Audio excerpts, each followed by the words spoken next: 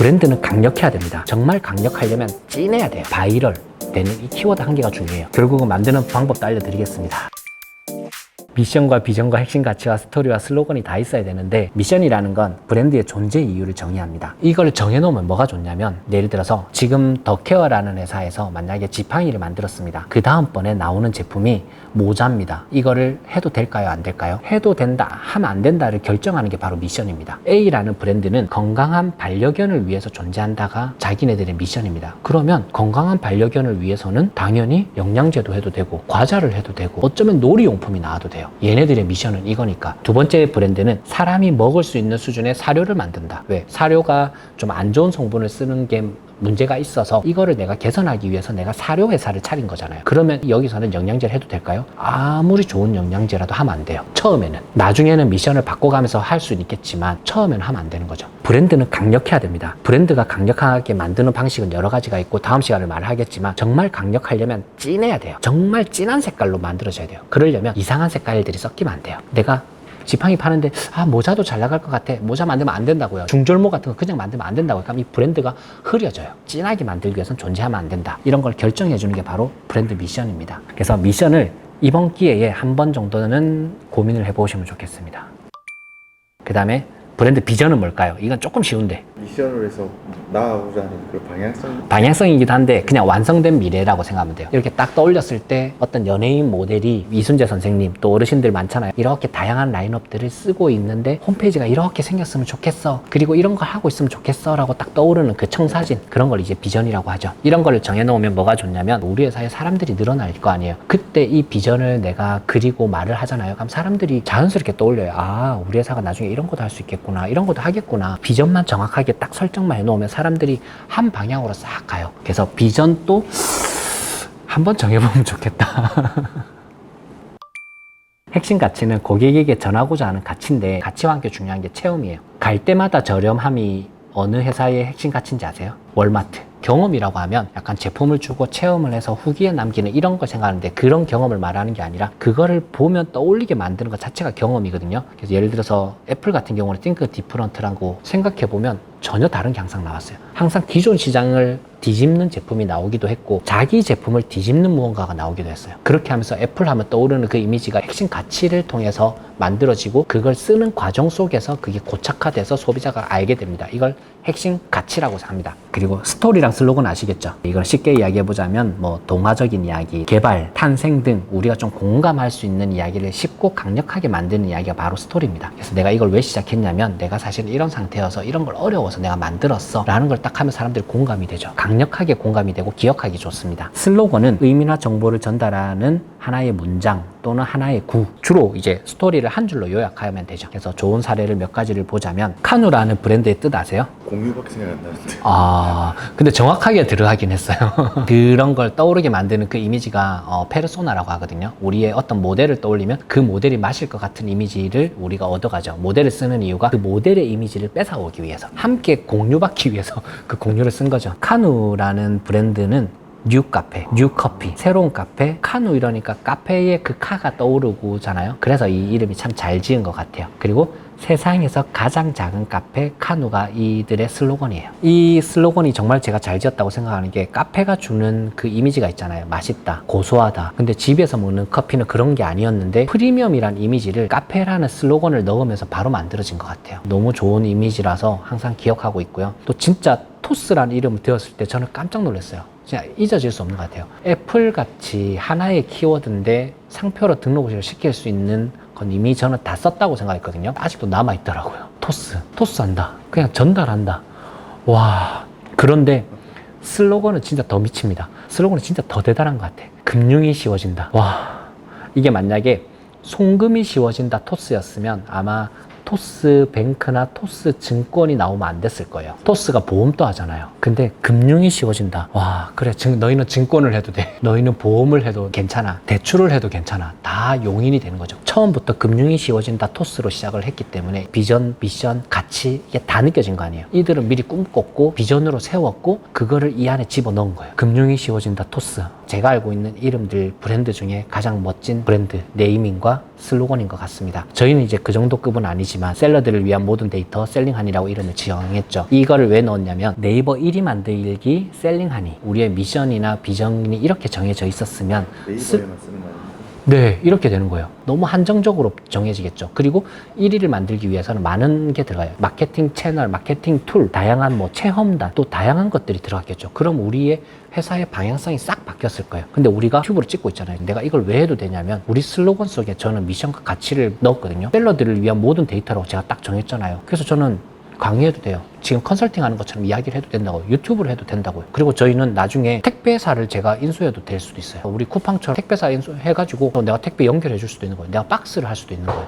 왜? 나는 모든 데이터를 다 가지고 있거든요. 그래서 셀러들이 이 박스 많이 쓰고 이 박스 많이 쓰고 이 박스 많이 쓰니까 내가 박스 회사를 인수해서 그 박스들을 우리 셀러들한테 저렴한 금액에, 왜? 내가 한 번에 쉽게 만들었으니까 모든 박스를 다 줄 수도 있는 거죠. 그리고 셀러들을 위한 데이터 중에 제가 나라 이름이 안 들어갔잖아요. 그러니까 나중에 중국에 있는 다양한 셀러 정보, 아마존 정보, 저희 지금 해외 수출 진행했잖아요. 일본에 저희 제품이 1인 거 아세요 혹시? 라쿠텐에서 일본 힙시트를 검색하면 1위입니다. 베트남에서 우리 패브릭 제품 검색하면 1위입니다. 카테고리 1위입니다. 키워드 1위가 아니고 카테고리에서 1위 하고 있습니다. 그렇게 해서 제가 지금 아마존 다양한 나라 계속 진출하고 있거든요. 여기서 나오는 데이터들도 저희 안에 다 집어넣을 거예요. 그렇게 해서 셀링한이라는 이 프로그램을 더 크게 확장시켜 나가겠죠. 해도 될까요? 안 될까요? 해도 되죠. 왜? 우리의 미션과 비전은 그렇게 정했거든요. 시험 치듯이 배운 이 에센스 만들래요? 안 만들래요? 요건 필요하다고 생각합니다. 만들어야 돼요. 네.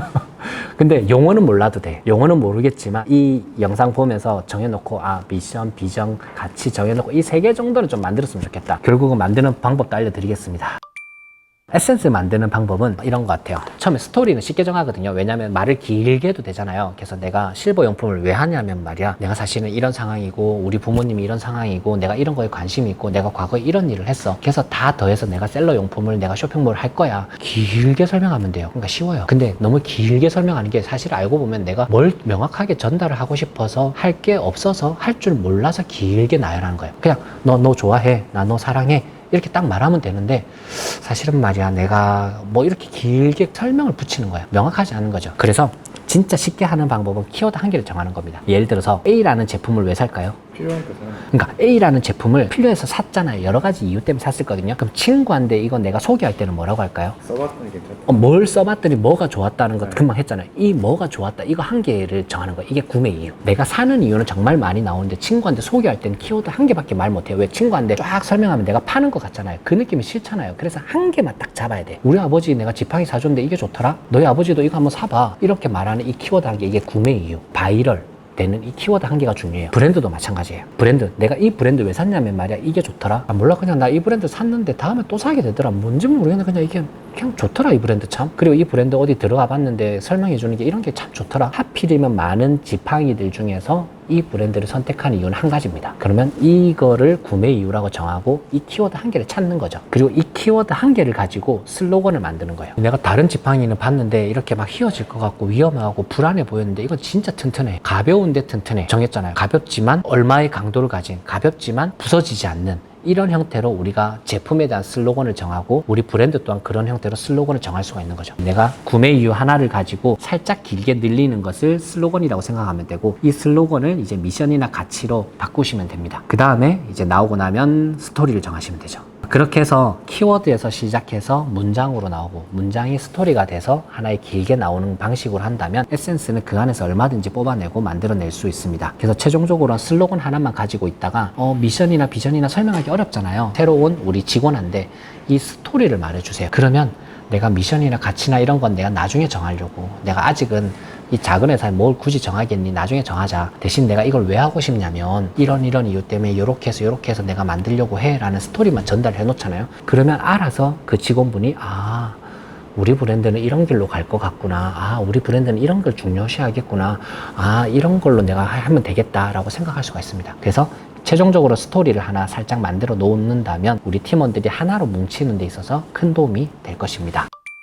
우리 가족과 함께 오랜만에 이제 발리라는 데를 한번 가봤어요. 발리가 주는 발리도 브랜딩이라고 생각해야 돼요. 생각해보자. 발리하면 떠오르는 게 뭐가 있어요? 바다랑 산이 떠오를 거거든요. 이게 이제 이미지가 되고 고착화가 된 거죠. 그죠? 우리 머릿속에 딱 떠오르는 이미지가 있어요. 안 가봤든 가봤든. 왜냐면 우리가 텔레비전 프로그램이나 이런 데서 봤던 이미지들 있잖아요. 발리에서 관광 명소들을 자기들이 정했고 거기를 발전을 시키면서 즉 발리가 브랜딩을 한 거예요. 딱 떠오르는 이미지 있잖아요. 다낭이랑 좀 다르잖아요. 그죠?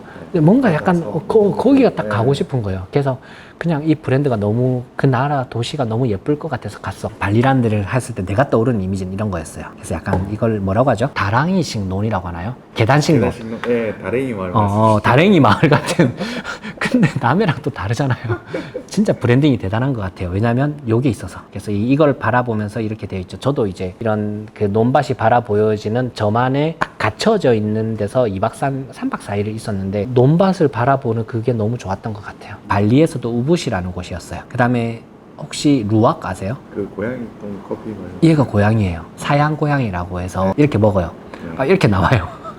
루아 커피가 이제 제가 우붓에 있을 때 옆에 체험하러 갔었거든요. 그래서 처음으로 루아 커피를 먹었는데 이렇게 커피를 주더라고요. 그래서 커피 종류별로 다 먹어볼 수 있게 하면서 얘는 공짜야. 근데 루아 커피는 5,000원을 내래요. 루아 커피 한 잔 팔려고 이걸 다 공짜로 주는 느낌? 그리고 딱 먹어봤는데 와 맛있더라고. 와 왜 이거를 먹는지를 그때 깨달았어요. 그리고는 실제로 루아 커피는 돈 내고 먹은 거 진짜 아깝지 않다. 그러려고 일부러 나머지를 맛없게 만든 것 같긴 해요. 어쨌든 루아 커피가 너무 맛있었고 오랜만에 네 진짜 루아 커피 이제 한국 가서 먹어야지 뭐 거기서는 안 샀거든요. 왜 가격을 모르니까. 한국 가서 검색했었더니 검색량은 한 1, 2만 정도로 엄청 많아요. 근데 제품이 없더라고요. 루아 커피 하나 만들어야겠다. 루아고를 관련된 내가 커피 브랜드 한 개 만들어야겠다 라고 생각하면서 제가 실습을 했죠. 없으니까 저는 바로 실습한 거예요. 제가 이제 갖고 있는 소스들은 몇 가지가 발리라는 키워드, 우붓이라는 키워드, 루아 커피라는 키워드, 사양 고양이. 근데 사양 고양이가 아까 봤더니 좀 못생겼더라고요. 그래서 이제 제넷 고양이라고 해서 사양 고양이 과에 제넷 고양이라고 있습니다. 이런 이미지가 있고요. 어쩔 수 없이 커피를 하면 오프라인을 해야 될 것 같아. 근데 온라인이 더 확장이 되니까 원두로 하나 브랜드 만들어서 좀 다 팔면 좋겠다. 그 다음에 우리가 알고 있는 커피 관련된 키워드들, 예다체프, 베트남 커피가 유명하고 또 커피하면 이미 레드오션이죠. 우리가 들어갈 수 없을 정도로 꽉 차 있을 것이다. 이 정도 소스를 가지고 제가 짧게 하나 브랜드를 만들어 봤습니다. 루붓 커피, 루아과 우붓을 더했죠. 이렇게 해서 뭔가 들어본즉하고 이미 발리를 갔다 온 분들이면 이 브랜드 스토리, 이 슬로건과 함께 딱 보여주면 아마 바로 알걸요. 발리 우붓에 루아 커피 있는데 그거 더했구나 라고 생각할 수 있을 겁니다. 그래서 루붓 커피라고 해서 이게 상표 검색을 해보니까 제로더라고요. 아무도 검색도 잘 안 하더라고요. 즉 나만의 독창성, 나 혼자만 검색 유일함이 생겼죠. 하지만 어색하지 않은 익숙한 이름으로 충분히 만들 수 있죠. 그리고 제 슬로건과 미션은 특별한 맛과 특별한 경험으로 했어요. 왜냐하면 제가 거기서 특별한 맛을 봤는데 특별한 경험, 똥을 먹었잖아요. 이거는 경험도 넣어야 되겠다. 그래서 특별한 맛, 특별한 경험이라는 슬로건과 미션을 정했고 캐릭터, 제넷 고양이를 이용해서 캐릭터를 만들면 좋겠다. 이걸 통해서 이제 로고도 나오고 그리고 라인업, 이게 결국은 확장시켜야 되잖아요. 루아커피라고 해서 고가로 한 개 만들 것 같아요. 한 7,000원, 6,000원, 5,000원 이상의 좀 고급 한 개 만들고 일반 커피도 같이 먹죠. 평범한 경험이 많음 속에서 한 개가 있어야지 특별한 경험이에요. 최대한 우리는 많은 매출을 만들어야 되니까 많이 오게 하기 위해서 일반 커피를 팔 겁니다. 하지만 루아커피 한 개를 만들어서 누가 커피 쏠 때 이거 한번 먹어봐, 이거 맛있어 이러면서 비싼 거를 유도하겠죠. 하지만 난 그거 별로던데 그건 나 일반 먹을래 해서 일반적인 커피가 많지만 그 중에 하나 루아커피를 팔겠죠. 그러면서 나중에 어느 정도 자리 잡고 나면 우리는 루붓이라는 곳에서 발리나 우붓이 떠오르긴 하지만 명확하게 한 개만 딱 타겟을 하진 않았거든요. 왜냐면 특별한 맛과 특별한 경험을 할 거잖아요. 그러면 제가 사실 예다체프가 뭔지는 잘 몰라요. 근데 커피 원두 종류 중에 하나로 알고 있거든요. 이런 것처럼 우리가 처음 들어봄직한 그 다양한 커피들 많잖아요. 익숙한데 어디 들어봄직한데 맛보지 않았던 커피들이 많을 것 같아요. 그런 전 세계에 있는 다양한 원두들을 모아 나가면서 우리만의 브랜딩을 강력하게 갈 것 같고요. 임산부도 커피를 마시고 싶어 하는데 잘 못 마시거든요. 이분들을 마실 수 있게 해줄 수 있는 커피 맛이 나는 무엇 또는 커피를 만들 수 있지 않을까? 또 도구, 특별한 경험이 중요하니까 아마 우리가 원두를 직접 내릴 수 있는 경험. 그래서 우리도 만약에 오프라인 커피숍을 연다면 일반적인 머그컵보다는 이런 다양한 도구들을 통해서 내가 직접 커피를 내려보는 경험을 유도하는 형태로 MD 상품 또는 굿즈를 만들면 좋겠다라고 생각을 했습니다. 근데 이렇게 간단하게 만든 게 끝이 아니죠. 이렇게 해서 간단하게 만들더라도 우리가 강력한 브랜드 만들어야 되고 또 강력한 브랜드 만들고 나면 잘 팔리게 마케팅 해야 되겠죠. 이렇게 해서 저희는 앞으로 두 번 더 시간이 남아 있거든요. 어떻게 강력한 브랜드를 만들 건지, 어떻게 마케팅을 하면서 매출을 만들 건지는 다음 시간에 계속 이어나가 보도록 하겠습니다.